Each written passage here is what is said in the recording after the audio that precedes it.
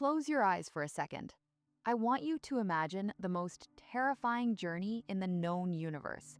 No spaceship that can save you, no engine powerful enough to turn back, no signal fast enough to call for help. You're falling straight into the heart of a black hole. And here's the thing that should really unsettle you. The science of what happens next is stranger than any horror movie ever written. Time stops, space bends, your body stretches like noodles, and the laws of physics, every rule we have ever written about how the universe works, they break down completely at the center. Today, we're going to take that journey, step by step, second by second, guided by the best physics we have. Einstein's relativity, Hawking's theories, NASA's data, and we're going to discover that black holes aren't just terrifying, they're the universe's greatest unsolved mystery, a place where everything we think we know falls apart. Buckle up, this is going to get weird. Chapter 1. What is a black hole? Let's start with the basics. What even is a black hole? A black hole is a region of space where gravity is so unimaginably strong that absolutely nothing can escape it. Not gas, not dust, not radio waves, not even light itself. They're born when massive stars, stars at least 20 times bigger than our sun, reach the end of their lives. After burning through all their fuel over millions of years, they run out of the outward pressure that fights gravity, and in a fraction of a second, they collapse. What's left behind is an object with the mass of millions, sometimes billions of suns, compressed into a space smaller than your living room. The gravity becomes so extreme that it warps the very fabric of space and time around it. Now, here's something that surprises most people. You cannot see a black hole directly because no light escapes from inside it. The black hole itself is invisible. What we can see is what's around it, gas and dust swirling in at nearly the speed of light, heated to millions of degrees, glowing with an otherworldly light. In 2019, for the very first time in human history, we photographed a black hole.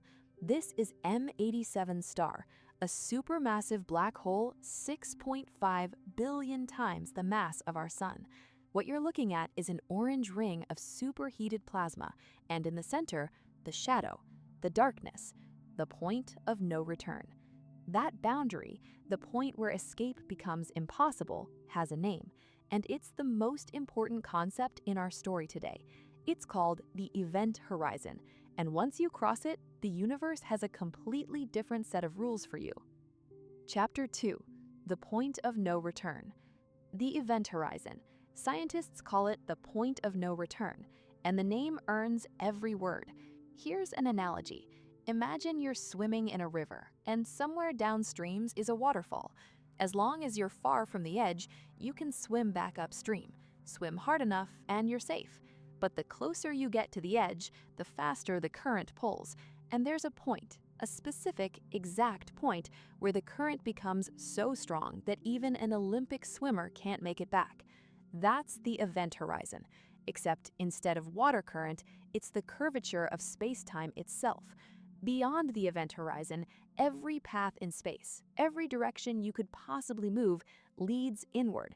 There is no away anymore, not because you're not fast enough, but because space-time itself only points one direction, toward the singularity. Now, here's a mind-bending twist. If you were falling feet first toward a stellar black hole, about 10 times the mass of our sun, you'd feel the effects long before you reached the event horizon because of something called tidal forces. Gravity pulls harder on the things that are closer to it. Your feet would be significantly closer to the black hole than your head, which means the gravity at your feet would be dramatically stronger than the gravity at your head. And as you get closer, the difference becomes enormous. That difference in gravitational pull across the length of your body, that's the tidal force. And for a stellar mass black hole, it would reach you before you even cross the event horizon. Long before you reach the point of no return, you'd already be dead, in the most dramatic way physics can manage. The process is real. It has a real name. Scientists literally call it spaghettification, and it's exactly as horrifying as it sounds. Chapter 3: Spaghettification. Even the name sounds absurd, but it's 100% real physics, first described seriously by Stephen Hawking in A Brief History of Time. Here's what happens. As you approach the black hole, the tidal force, that difference in gravity between your head and your feet, becomes catastrophically large. Your feet are being pulled so much harder than your head that your body begins to stretch vertically, like a rubber band being pulled from both ends. At the same time, the force from the sides, the gravitational field curving around the black hole, squeezes you inward. You're being pulled long and squeezed narrow simultaneously. The result? You'd be stretched out into a thin ribbon of matter, molecules, then atoms, drawn out in a long, thin strand of particles spiraling into the singularity.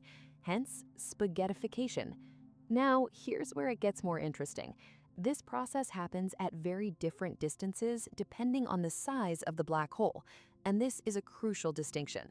For a stellar black hole, 10 to 20 times the mass of our sun, spaghettification would happen far outside the event horizon. You'd be destroyed before you even cross the threshold.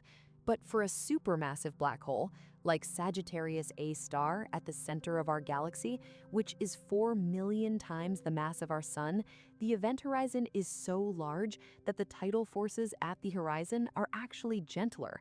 Paradoxically, the bigger the black hole, the more gentle the crossing.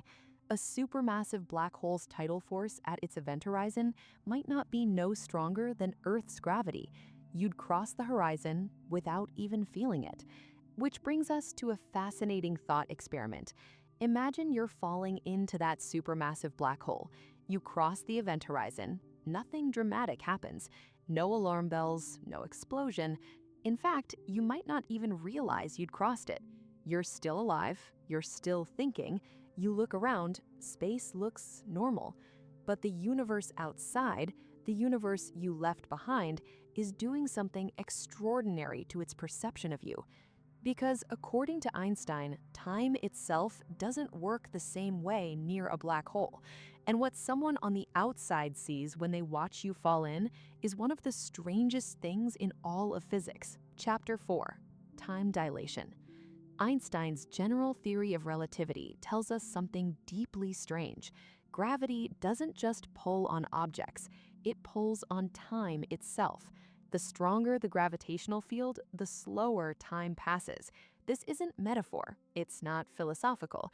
It is a measured, verified, experimentally confirmed fact of nature. The GPS satellites orbiting Earth actually have to correct for time dilation.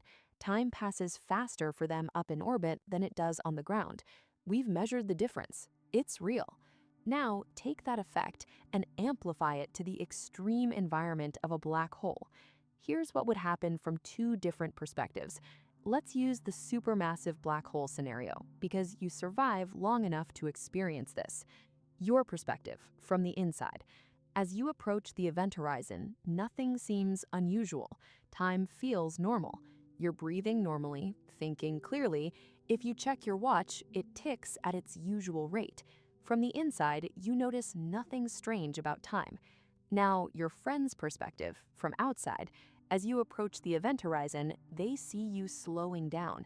Not a little, dramatically. The closer you get to the horizon, the more time dilation stretches the light signals coming from you. Your movements become sluggish. Your waving hand slows to a crawl. Your image reddens. The light from you gets stretched and shifted as it climbs out of the gravitational well. To your friend outside, you appear to freeze at the edge of the black hole, like a photograph, suspended in time forever. They will never see you cross the horizon. As far as the universe outside is concerned, you are frozen at the threshold for eternity. Two perspectives, two completely different realities, both equally valid according to the laws of physics. This is what Einstein meant when he said time is relative. It doesn't flow the same way for everyone. It bends, it warps, and near a black hole, it does things that feel impossible. So in our supermassive black hole scenario, you've crossed the event horizon. You're alive. Time felt normal. You're inside the black hole now. Welcome to the most unknown place in the universe. Chapter 5. Beyond the Horizon. You've crossed the event horizon, and here's the first thing to understand. You can't go back. Not because you're not fast enough, not because your spaceship isn't powerful enough, but because in the geometry of space-time inside a black hole, there is no back. Every direction in space, every direction, leads toward the singularity.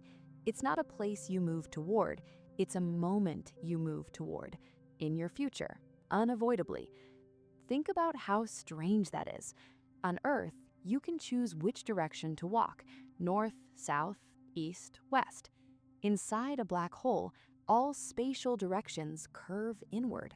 The singularity is not ahead of you, it's in your future. You can no more avoid it than you can avoid next Tuesday. As you fall deeper, the tidal forces eventually become overwhelming, even for a supermassive black hole. The stretching begins, the spaghettification we talked about. Your end is coming. But before that final moment, you exist in a place no human has ever been, a place where our best equations reach the edge of their validity. The singularity. At the very center of a black hole, according to general relativity, there exists a point, or for a rotating black hole, a ring, where density becomes infinite, where space-time curvature becomes infinite, a mathematical point where all our equations output the number infinity and essentially break down. Now, physicists are deeply uncomfortable with infinities in equations. An infinite result usually means one thing: our theory is incomplete. General relativity, as brilliant as it is, doesn't have the full answer here. To truly understand the singularity, we'd need a theory that combines general relativity with quantum mechanics, a theory of everything, and we don't have that yet. So what actually happens at the singularity? We don't know, honestly. Some theories suggest space-time simply ends, that there is no beyond, no continuation. Others suggest quantum effects create something stranger, a bounce into a new region of space-time, or even the seeds of a new universe. What we know for certain, for you, the infalling observer, the journey ends here. But for the black hole itself, it has an afterlife, and it was described by the most famous physicist of the 20th century. Chapter 6. Hawking Radiation and the Information Paradox. In 1974, Stephen Hawking published one of the most surprising papers in the history of physics. He discovered that black holes aren't actually permanent, they evaporate.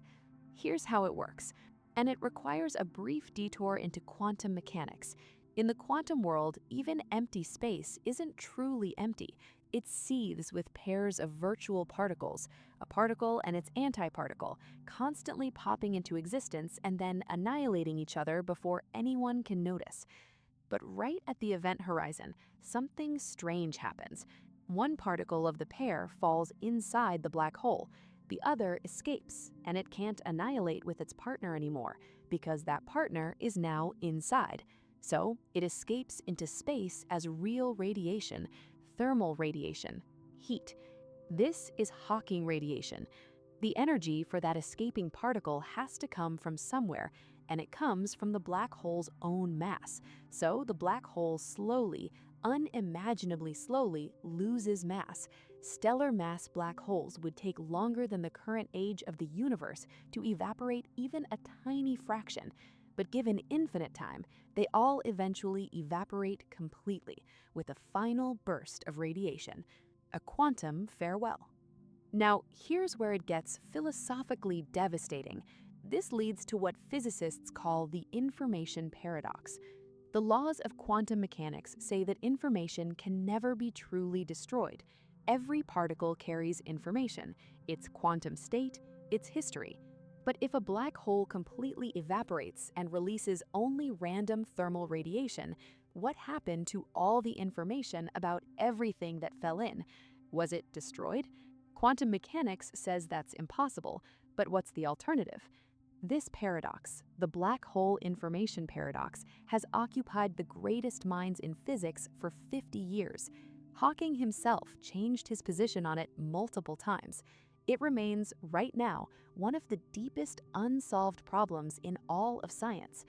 The universe's greatest mystery isn't just a philosophy question, it sits at the intersection of every major theory in physics, and cracking it might require rewriting the rules of reality itself.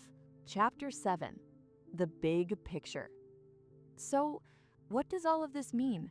Why do black holes matter beyond the terrifying thought experiment we just walked through? Black holes aren't rare cosmic oddities tucked away at the edge of the universe. They're everywhere. At the center of virtually every large galaxy, including our own Milky Way, sits a supermassive black hole. Sagittarius A star, right at our galactic center, is 4 million solar masses.